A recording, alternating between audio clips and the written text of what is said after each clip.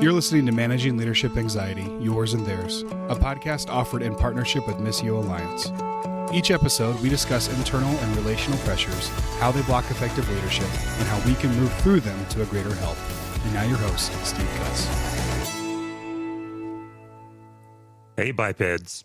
All right, we're rolling in 2021, and it just keeps on coming. And today, I've had today's guest in mind for quite some time. You know, one of the great joys of podcasting, I think, is when you meet your friends' friends. And I've had a number of people tell me, you've got to meet Casey Tygrett. And by kind of happenstance, we actually got to meet a couple of months ago. But Casey's my guest on the show today. He's the theologian in residence at Parkview Christian Church. He's a pastor, obviously, a writer. Casey also, what's the correct term? Dabbles in spiritual direction. Casey's a spiritual director. What's really interesting, he's written a couple of great books. His most recent is a book called As I Recall. And it's a fascinating kind of weaving of neuroscience and theology and really spiritual formation. It's a wonderful like triplex of ideas just on the basic idea of how do we make meaning out of our experiences? How does memory affect us? How does God use our memory to disciple us? So, Casey, welcome to the show. It's a pleasure to be with you. Thanks so much. I'm glad our friends introduced us. That's a good thing. Yeah, it is. And for my loyal listeners, you know, you'll hear Casey, you might be hearing his voice and saying, that man must be in one of these high-tech podcast studios. And and I asked Casey before we hit record, because he's sitting in his garage in a car. I'm like, what make and model is your studio? So Casey's doing the old school car podcasting technique. Yeah, when you have people working at home and a dog and, you know, the garage becomes the cloister, man. It becomes the cell. So, and the car is the most audio-friendly place. So it is, yeah. Built-in acoustics and everything. Casey, I want to get right into your book, As I Recall. The problem we have with some of our guests is there's too much good stuff to cover. And you're one of those because you have written on two themes that we could spend hours on. One is the story we tell ourselves and how we make meaning. And then the other one is you wrote a book on curiosity, which in our world is really the most powerful tool to overcome anxiety. So I think we're going to run out of time, but I would like to start with your most recent book, As I Recall. And maybe you might just be willing to talk us through the journey of when we have an experience, what happens in our brain to that experience and how does it operate? And then I'd love to dig into where God intercedes that. So if you could just share, okay, what happens with our experiences? What do you know to be true about it? It's a beautiful thing, and a lot of this book stems out of work that I've done in spiritual direction, as you mentioned, and helping people who have questions about things that they carry with them. And a lot of times they don't know how they got there. So whether that's working with an image of God, working with a sense of anxiety or a sense of lack or something that they carry around with them that's operational, like it changes their to-do list. And they don't know how it got there. And so it forced me to examine how do we get to be the people we are? And especially because the way our neurobiology is designed, our body actually sustains these things. So as nerdy as that sounds, I mean, you take it very simply. I like the image of gathering shells as a way of talking about this. My family loves walking along the beach, picking up shells and things like that. And the wonderful part about that is you get to examine them, and some of them are crusty and nasty on the top, but when you flip them over, they have that beautiful iridescence on the bottom. Some of them are beautiful just straight up. So we kind of spend our life walking around picking up shells. So we pick up experiences through our senses, our taste, sight, smell, sound, and touch. And we take those in, and our body, our brain, and our body together, as we take those things in, begin to archive them, and we hold on to them. Some of them, sometimes I can pull out a smell. I can smell something, and it takes me back to being a kid again.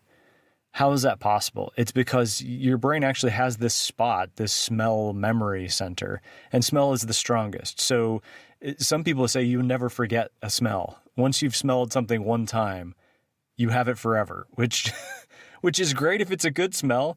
If it's something nasty, hey, well, good luck with that. You're going to have it the rest of your life. And so those experiences, they lodge in our brains, and our brains actually change shape, something called neuroplasticity. It changes shape in order to hold on to those sensations, those experiences. And then they become memories, which mean they basically become scenes and stories from our past that we can access. So we have pathways to go back and grab that smell or that sound. For people who have had bad experiences with dogs, they can go back and actually grab the sound of the dog growling and barking and the pain if they got bit. They can go back and grab that. And then they become stories that we live by. And so with the idea of the dog, if you got bit by a dog, you basically create this story that all dogs should be avoided. All dogs are evil.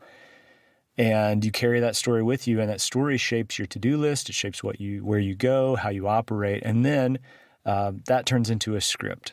And that script is basically what we live by. It's the stage directions for how we approach all of our lives. And there are ways in which that can be healthy. There are ways in which those things can actually lead to wisdom. I tell a story in the book about going to my in-laws, my wife's grandparents' house, and they're all shorter people, and I'm a taller person, and they built their house for them. And so I remember trying to go down the stairs, and I whacked my head so hard, like cartoon stars hard, that kind of sense. And I realized the next time I went down the stairs, okay, I remember what that felt like. I should probably duck a little further next time. And so that kind of wisdom, that repeated, being able to come back around again is a huge part of that. So there's a healthy way, but there's also, if we get a story in there, and I'm sure your listeners know this, you get a story in there that's unhealthy and dysfunctional, that's untrue, it's not affirming of life in general. It's not affirming of the God that Jesus knew. It's very hard to dislodge it because our brains are literally shaped around holding on to that particular story. So that's what fascinated me about this, because spiritual formation is always about how do we form ourselves around a particular story of who God is. And I've seen enough people formed around really dark stories to say we've got to get to the root of where that story comes from before we can start helping people be formed into something different. Yeah, so I had this weird experience yesterday. It's the most keenly I've been aware of this. I was listening to a podcast in my car. I was commuting to my son's soccer game from a work appointment. And I get to the soccer game, pause the podcast, go watch the game. I get back in the car, and I hadn't been paying attention to the last few minutes. I wanted to go back in the podcast a little bit to kind of re-engage it. And as I was jogging back a few minutes, I would listen to the audio, and my brain pictured where I was on the interstate. Like I jogged the podcast back, say, 4 minutes, and I actually saw myself at the traffic light on the off-ramp. And then I was like, oh, no, I've already listened to that. And I jogged forward a couple of minutes, then I saw myself driving by a 7-Eleven. How would you make meaning of whatever that was? There is a connection that we make between...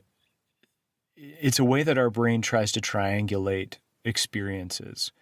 So something that you hear while you're seeing something. That's why it's such an interesting thing to listen to music. I remember I had a really severe car accident when I was in high school, when I was a senior in high school. And I can remember all of the pieces of it. So the screeching of tires, those of you who've had an accident, I hope this isn't a trigger, but you can hear the screeching of tires. You can hear the sound of your vehicle being struck. And I actually turned to 180 and ended up across the middle line of the street. But more than that, I also remember very clearly, even as crazy as that was, that the song that was playing on my stereo at the time was Dire Straits' The Sultans of Swing. And so now every time that I hear that song, there is this, I get this sense of like, oh, this dropping in the pit of my stomach. And so there is a triangulation that happens where we're connecting our whole life together. It isn't just a podcast you heard, but it's a podcast you heard in a place where you were. It could even go as far as to if you didn't feel well at the time, if you knew that something didn't see, you'd had a burrito and the burrito was fighting back, and at the same time that had happened as well.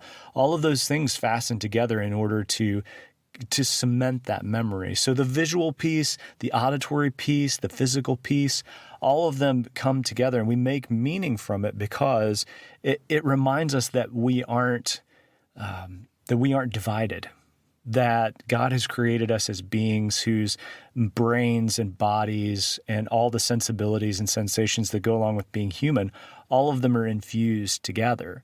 So a memory isn't just something that we hold in our brain. It's something that we actually carry in our body. And good research on trauma talks about that a lot. Like your body is remembering not only the idea of it or the concept of what happened, but you're also remembering what it felt like and where you were spatially, where you were in that particular journey in your life, how you felt at the time, even down to who you were with and what those relationship dynamics were. It's a very complicated thing that can happen when our brain starts to triangulate things together and form these incredible stories that we can then go back and access. Yeah, I appreciate you bringing up the car accident. I was in a life and death car accident when I was 16. My sister was driving. I was a passenger. And only somewhat unrelated to that, as my listeners know, I was a trauma chaplain pretty young. I was 24, 25. Only this year have I started to figure out, I wonder if I'm actually carrying secondhand trauma from being a chaplain. Like from all the things, because I have very vivid memories of what I saw, the condition of people's bodies. It's like it just happened. I'm not asking you, Casey, neither of us are trauma specialists, but I'd be interested with your studies. How would somebody know with these embodied memories when it's time to maybe get some trauma therapy because of what's coming up versus, oh, that's just an embodied memory? Like I'm on that journey right now. It's like the things that I remember as a chaplain, is that just my memories or am I actually being triggered where I probably should get some help? That's a good question.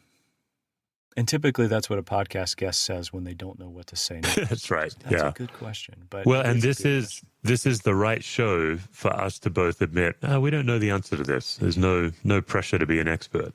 Yeah, that was always the challenge with this book and even talking about it is I am at best an armchair neuroscientist, and there are way more people quoted and cited who are good at it. But I think for me, if someone came to me and asked that question, I think what I'd want to get to the heart of is, how is that playing? How do you see that memory playing out? How do you see that trauma or that embodied idea?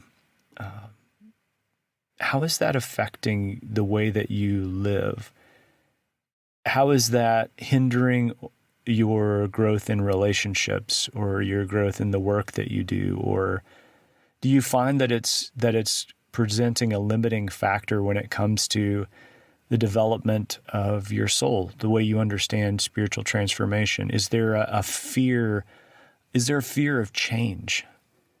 I feel like one of the critical pieces of spiritual transformation is being able to understand how change actually works, and that the first step of change is always some kind of little funeral. There's something small, medium, or large that always dies when change happens. And trauma like that's embodied, that's a memory turned, a full human experience, it tends to push us away from any sort of pain, and in doing that, it pushes us away from change. And so being able to grow means being able to move from one place to another and being able to occupy different spaces or to see things that we once believed shift. And I think there's a protectivism that comes with some of these embodied traumas or these embodied hurts or these memories that even not traumatic ones, but even good ones. It's why when I am helping people in the process of faith deconstruction and reconstruction, which is obviously a bigger discussion, but one of the things that I find is most critical for them is they have already moved on as far as what they believe. They've already decided, like, I don't hold that belief that I used to hold, but what they're trying to manage is, I don't want to lose the tribe of people that believe that. Because they're my closest friends. They're the people who've helped me get to this point, and it feels like I would be betraying them. And so I can't tell them that that's not going to happen in some way or another, but there's a protectivism that comes from that. Like in my body and in my brain, I've learned the community is valuable and hopeful. And the thought of losing any of that is a fear that makes me lean away from change. So I would ask, someone who said, should I do more? Should I get some help about this, some trauma-informed therapy about this? Just how is this impacting your ability to face fears of change? How is it affecting your ability to form relationships, to do the work that you do?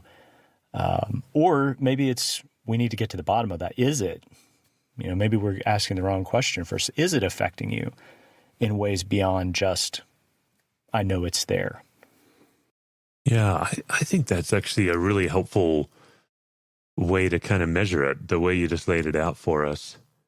If we were to flip onto the other side of the equation, rather than us being the one with the memory and the meaning, and I love how you talk about when it ends up as a script that we live by, rather than us being the one with that, could we flip it to where we are the faith leader and the people coming to us are bringing that? You talk very poignantly about the meaning we make out of our religious upbringing.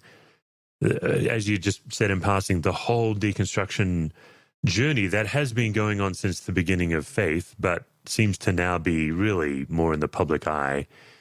I'll just say, Casey, as a faith leader, one of the things that grieves me the deepest is, I call it same species syndrome. If a previous pastor or church hurt you, first of all, you don't tend to look at what you did to cause damage. You tend to look at what the leader did, and then you bring that to the next church. So like the amount of people that come into a church very suspicious of the leaders because of the meaning they've made. And I don't know how well we do with it at our church. We name it, we talk it through, but I would love to hear from you. How do you help people dislodge the meaning they've made from their experience? Well, I think the one key first move is something that you just noted, which is just being honest about it. I think one of the places where we as church leaders really struggle is being able to tell the truth, not in the sense of as opposed to a lie, but being able to tell the truth when it's not prompted or not asked for. To tell the truth that about the same species idea, that yes, that people will come to us and will not give us the benefit of the doubt. And the reason why is because there are so many pockets of Christian faith, evangelical and otherwise, where there's a great deal of hurt going on. And we can dive into where that's coming from, where, narcissism in church leadership is such a giant, so much bigger of a challenge. That's why I'm grateful for writers like Chuck Tygrett, who are actually talking about this honestly and saying, this is a driving thing. We, for whatever reason, we as people like to be led by narcissists. We don't. It looks like good leadership when in fact it's really something deeply unhealthy, and that's what leads to some of the things that you're talking about, where someone comes to your church deeply distrustful. Maybe it's because of a pastor or a leader who didn't do what they wanted them to do. I've had that situation happen where someone has said, "Well, I came from this church and I asked them to do A, B, and C." And they didn't do it, so I left. And I'm sitting across the table going, well, that's really an unfair expectation for me to have on another human being.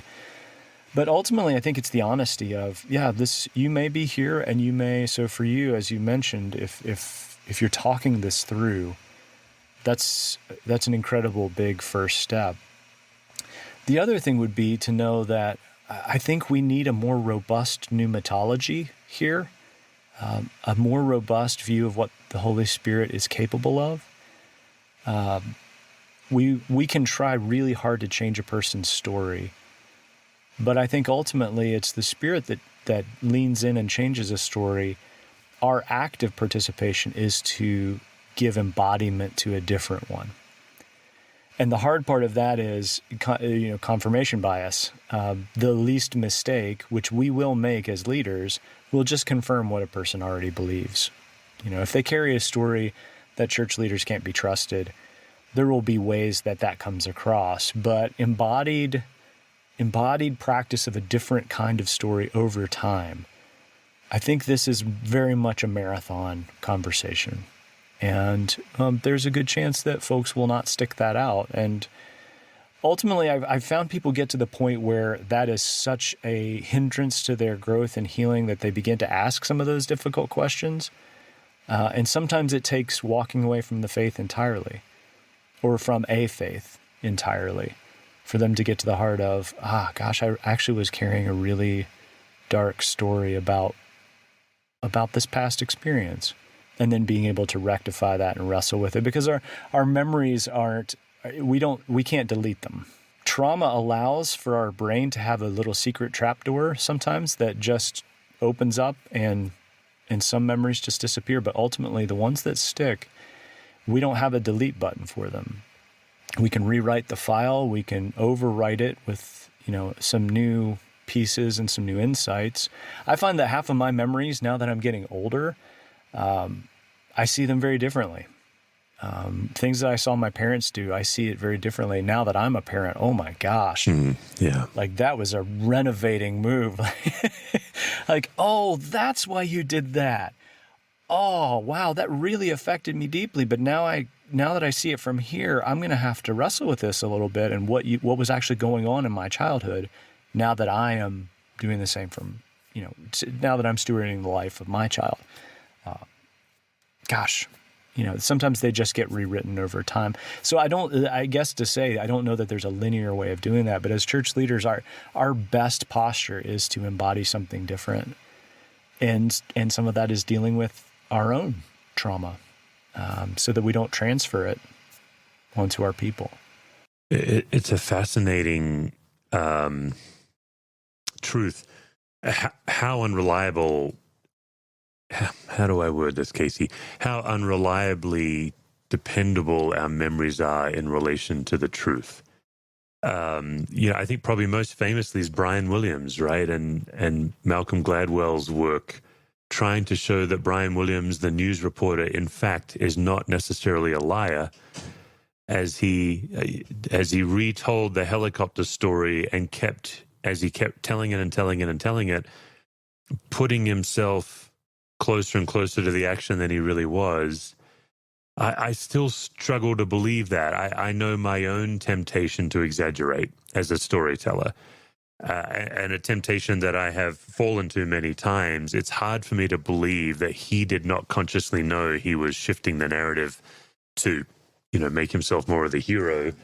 What's your take on that? I agree. I think it's an odd tension, because there's a dynamic of our memories that it's all based on our senses. So what we're taking in is perception. So even from the get-go, the way we see, smell, taste, touch, and hear is limited, and it's subjective to all sorts of different things.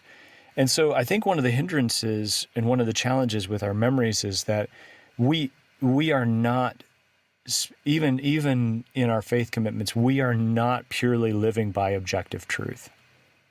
It isn't as if we're all, reading from a textbook, applying, rinse and repeat.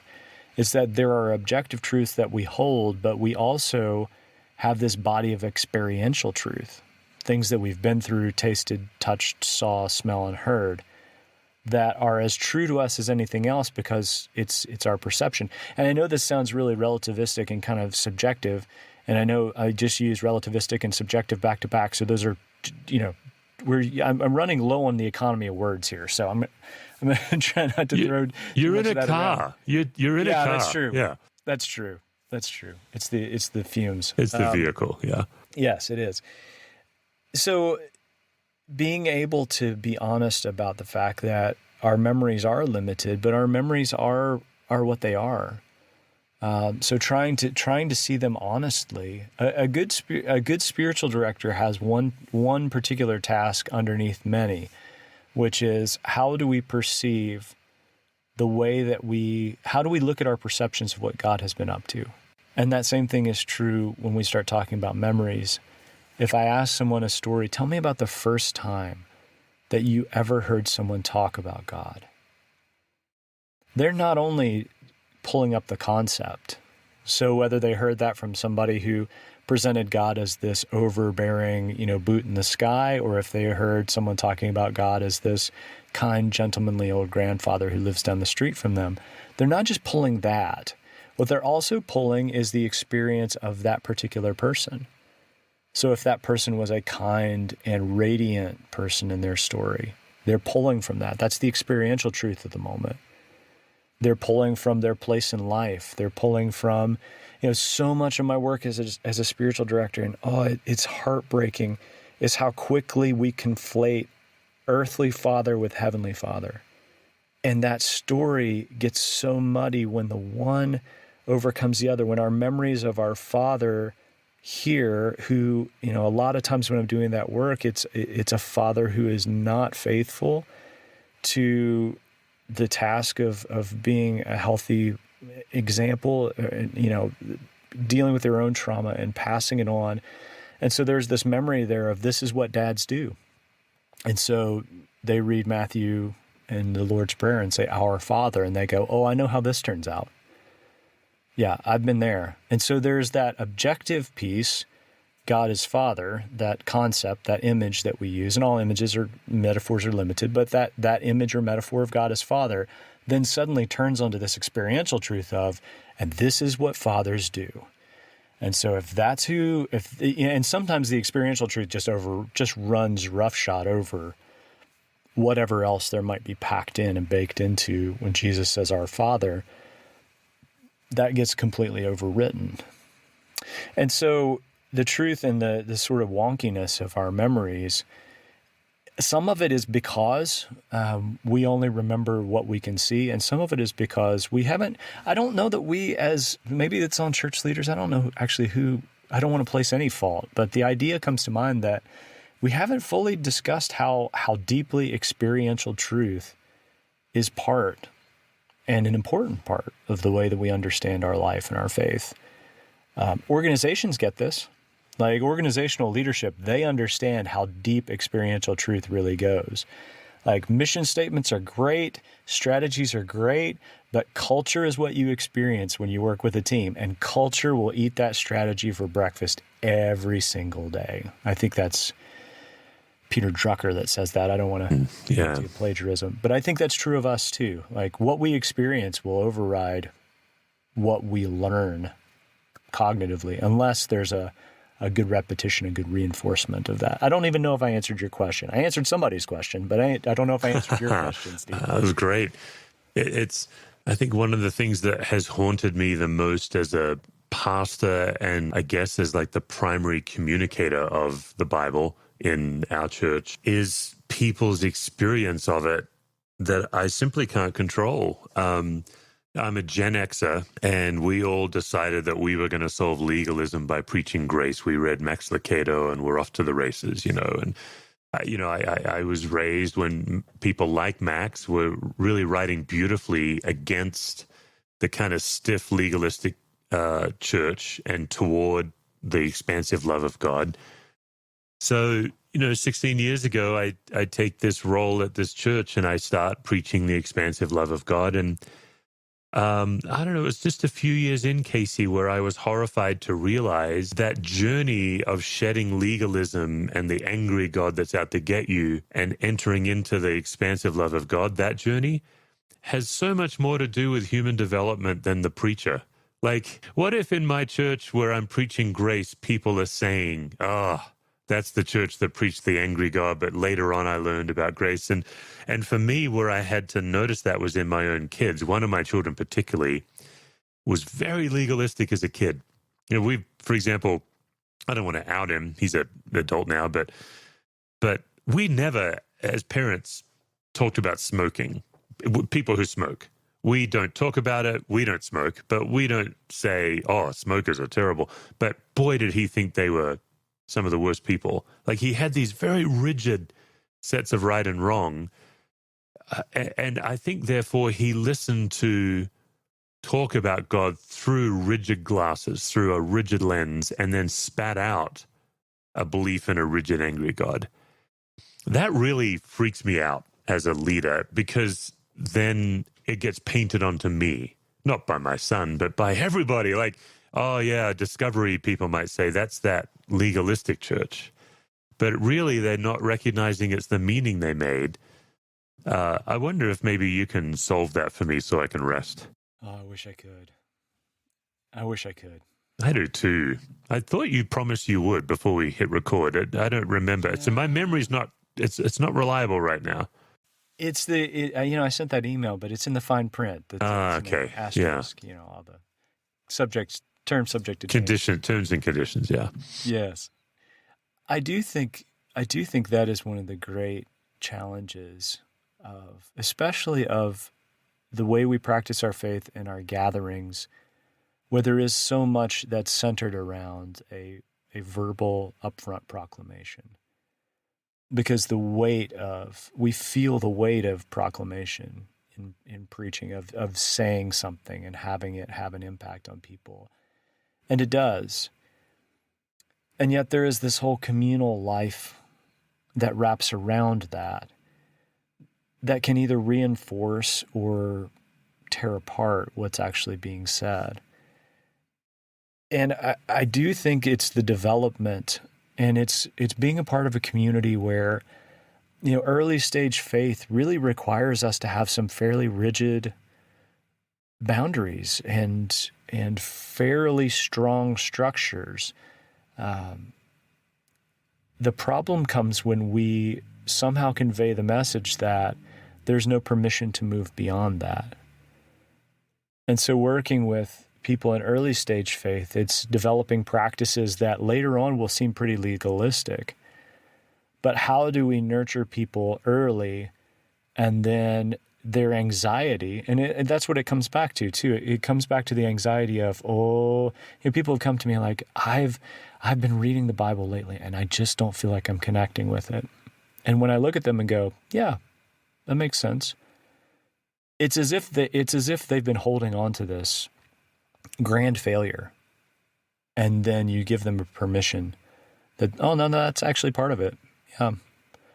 It's like doing therapy with married couples, and they're like, we've been married for 3 years, and it's just not like it was at the beginning. Yeah.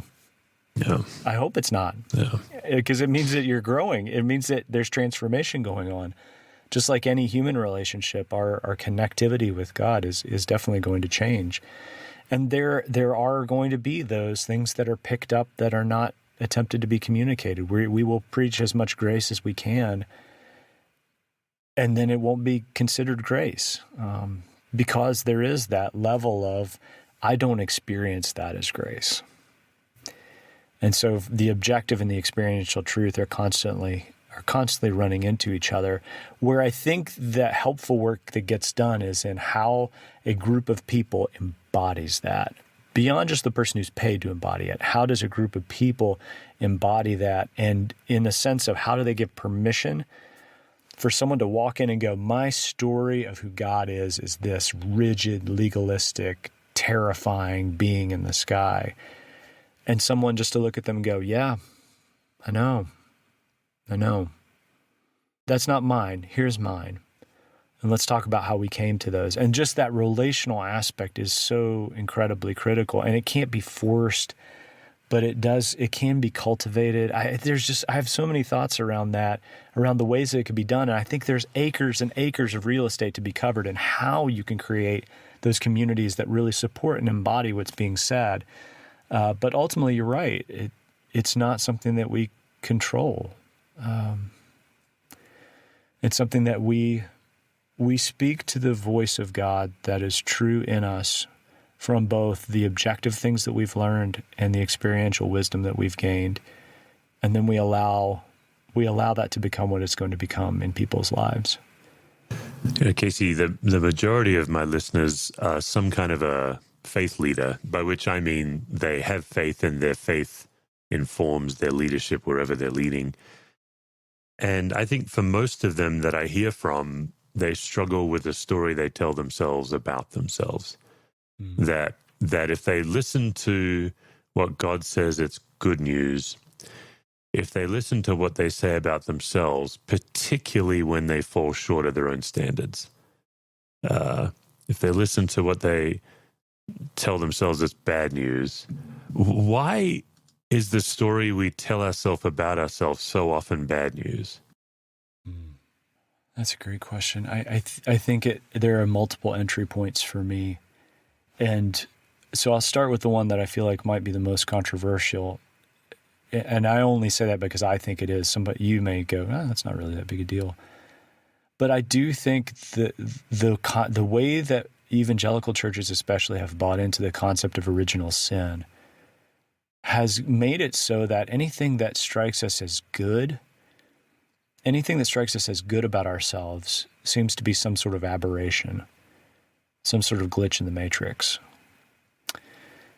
And I think that makes it really hard. And it almost makes it feel more righteous and holy to believe the bad stories about ourselves, because our theology is so rooted in that whole idea of, depending on your tradition, either totally depraved or there's this sin nature that's within all of us. And yet that's not the witness that all of historic Christianity gives. I mean, the Franciscan tradition rightly points us back to say there's this original blessing that God in the Hebrew says that all of creation is tov meod, is very good, exceedingly beautiful and pleasing, and never goes back on that. What happens with sin entering the story is that is augmented. And so sin becomes the exception, not the rule, and that's why it's a challenge. So I think especially as faith leaders, if we teach that story, and if that becomes our primary way of talking about rescue and salvation and redemption and transformation, it's very hard for us to believe, actually, there is some good stuff. There is a reason for me to believe the good stories about who I am and what I'm up to, rather than trying to have this humility and go, oh, well, it's not me, it's just God. Well, of course it is. Nobody's mistaken about that. We know that we're not awesome. But at the same time, there's this also this non-dual idea but we are gifted and good at some things.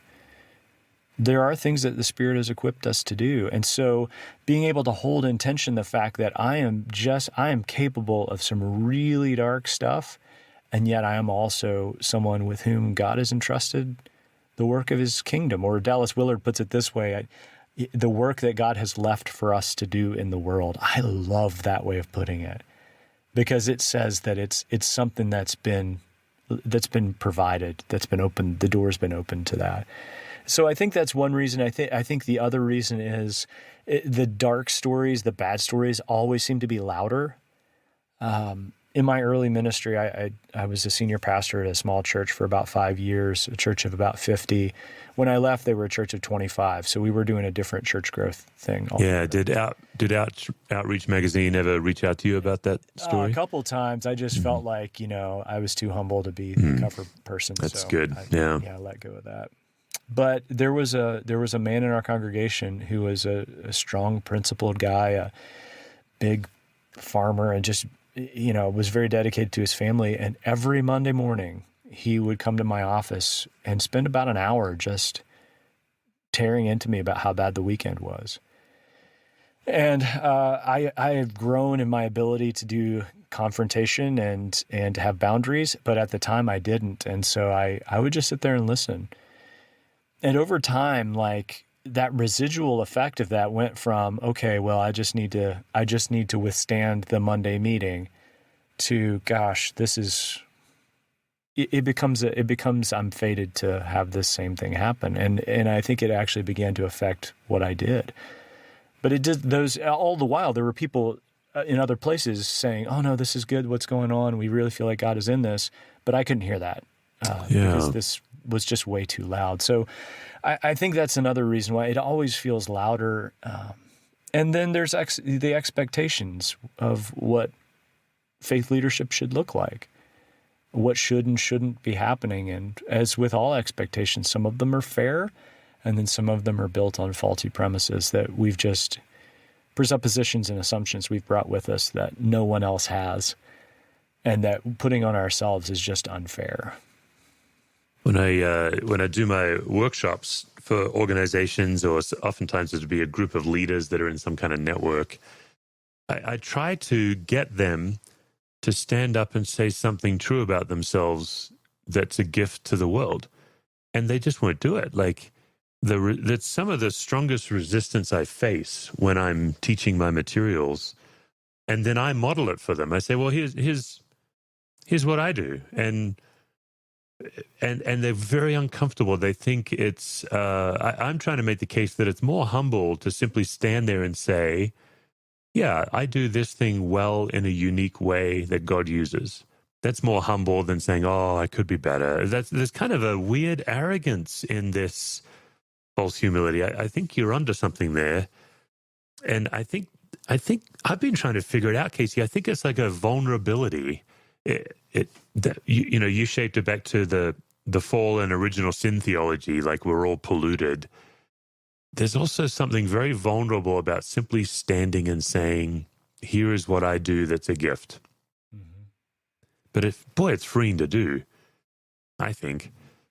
And I think it is, and I think we need to repent of our own self-destruction. Because there are enough challenges in faith leadership that we don't need to add internal ones to ourselves. And the vulnerability piece is huge, but also, bringing it back around to memories, there may be a story that we carry in us where we dared to step out and say, I feel like I'm really good at this. And then someone we trusted, a mentor or a teacher or a congregation member, said, oh gosh, that seems kind of prideful, don't you think? Right. And that story just got locked in, and now it's just the assumption that if I say this, and maybe it is about choosing the community in which you say that, people who will receive it well and will understand where you're coming from. But that story gets locked in, and we say to ourselves, well, I'm certainly not going to do that. But I am affirmed by those same people when I talk about, well, I'm not perfect, I'm just forgiven. And gosh, the New Testament just seems to say that we're a lot more than that. Yeah. I just feel like there's, Jesus saying, you're going to do way more.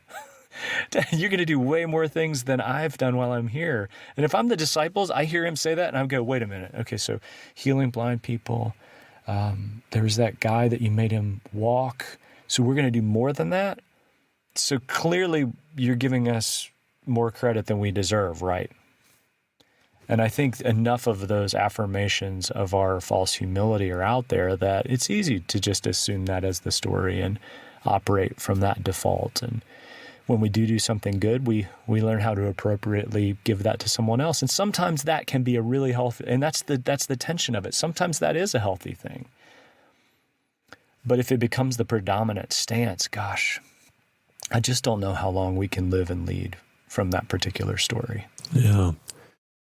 Yeah, I'm actually just going to read, I just brought up here on my screen, 1 John 3, 19 and 20. I'm just going to read it for our listeners. It's out of the Message version. I think Eugene Peterson captured something magical here when he translated it this way. Here's what it says. This is the only way we will know we're living truly and living in God's reality. It's also the way to shut down debilitating self-criticism, even when there's something to it. For God is greater than our worried hearts, and he knows more about us than we do ourselves.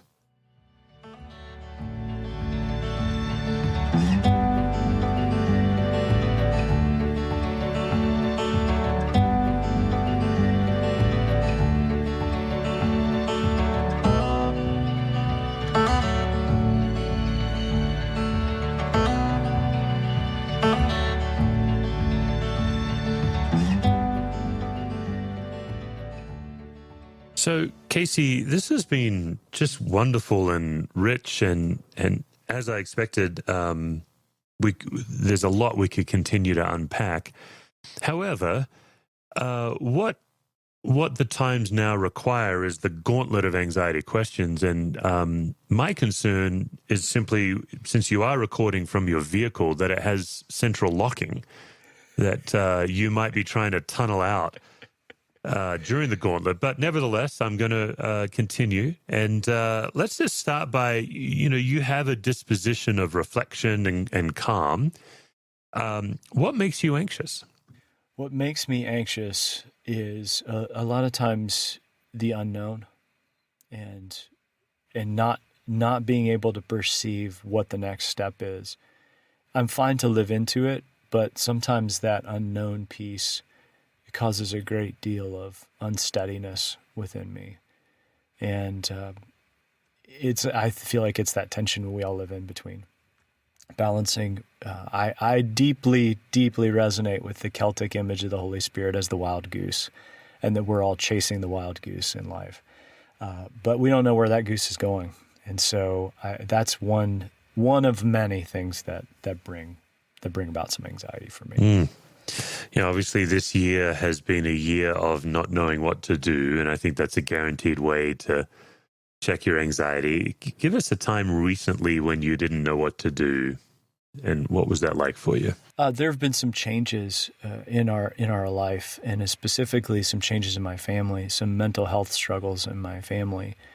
And when you have mental health crises, there is the medical component of it, and there's counseling, and there's therapy, and there's medication, but there's also this day-to-day lived kind of experience. And so doing the work of helping create non-anxious space for leaders and people through spiritual direction to listen to what God is up to, I was doing that on one side, and on the other side, managing how do we order this day and this house so that it best fits what my family is going through when this mental health journey has begun and this mental health crisis is going on. So anticipating what kind of day is today going to be, and who is going to come downstairs today. And so that was a big challenge throughout, and that started during the pandemic lockdown. So you had this sort of big umbrella under which we were managing some significant crisis, and just not knowing, what day to day was going to be like, and then chiding myself because I shouldn't be surprised, like what did you expect? I've really taken on this mantra lately of just saying, of course. And it's really helped to defray the anxiety a little bit, because it helps me keep from raising everything to like DEFCON 3. And instead it's like, of course, this is life. Of course. So how are we going to step into this today? And so sometimes that's enough. And then sometimes it's like, nah, the of course is not cutting it today. We're just going to grab a life raft and hang on. Yeah. Oh, man. One of the great besetting challenges of any leader is we do inherit the narrative of our family of origin. So what would be for you one asset that your family of origin handed down to you that's really been helpful, and then what might be one liability that gets in the way?